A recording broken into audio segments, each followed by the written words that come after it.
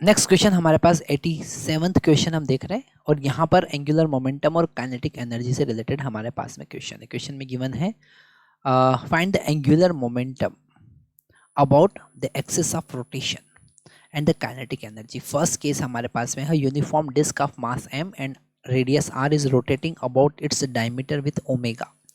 तो यहाँ पर अगर डिस्क, जैसे ये कोई डिस्क है और इसके डायमीटर के अबाउट ये रोटेट कर रही है, तो इसका जो मोमेंट ऑफ इनर्शिया आई होता है ना, इसके एक्सिस के अबाउट कितना होता है mr²/2 पर डायमीटर। अगर हम परपेंडिकुलर एक्सिस थ्योरम यूज करते हैं तो डायमीटर के अबाउट होगा mr²/4। ओके, तो हम यहाँ पर angular momentum I into omega का यूज करेंगे, तो L is equal to mr²/4 into omega हमारा आंसर होगा। ओके, तो यहाँ पर अगर हमें ये समझना है कि डायमीटर के about moment of inertia mr²/4 कैसे आया, तो इसको समझने के लिए हमको परपेंडिकुलर एक्सिस थ्योरम का कॉन्सेप्ट अच्छे से समझना पड़ेगा। तो ये ए वाला पार्ट हमने यहाँ पर यूज़ किया।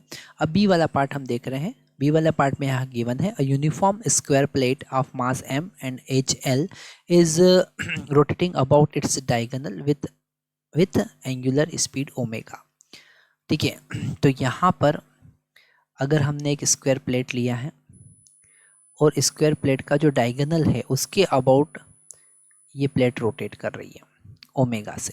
ओके, तो यहाँ पर आपको ध्यान से समझना है कि इस केस में इसका मोमेंट ऑफ इनर्शिया ml²/12 ही होगा।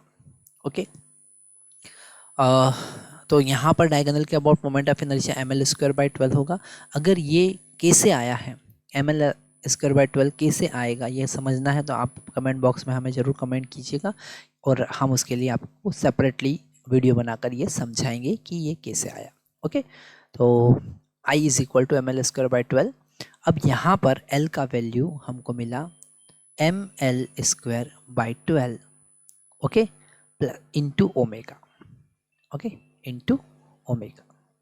अब यहाँ पर हमें इसका काइनेटिक एनर्जी भी फाइंड करना था। तो फर्स्ट केस में काइनेटिक एनर्जी, अगर ए पार्ट में काइनेटिक एनर्जी हम देखें तो हम डायरेक्ट फार्मूला लिख सकते हैं 1/2 I इंटू ओमेगा स्क्वायर, है ना। मतलब 1/2 I का वैल्यू कितना है, I का वैल्यू तो mr²/4 था इंटू ओमेगा स्क्वायर, मतलब हमको मिला 1/8 mr² इंटू ओमेगा स्क्वायर। ये पहला केस है जब डिस्क रोटेट कर रही है डायगोनल के about with omega angular speed और उसका काइनेटिक एनर्जी हमने फाइंड किया। ऐसे ही ए का अगर हम काइनेटिक एनर्जी, बी में अगर हम काइनेटिक एनर्जी की बात करें तो यहाँ पर वही फार्मूला हम यूज़ करेंगे 1/2 I into omega square. 1/2 I का वैल्यू है ml²/12 इंटू ओमेगा स्क्वायर, तो इसे मल्टीप्लाई कर सकते हैं 24 हो जाएगा। इसी टाइप के और इंटरेस्टिंग वीडियो के लिए आप हमारे वेबसाइट पर विजिट कर सकते हैं chitraeducation.co.in और वहाँ पर आपको सारे क्वेश्चन एक साथ मिलेंगे जहाँ पर आप किसी भी क्वेश्चन के डाउट को क्लियर कर सकते हैं।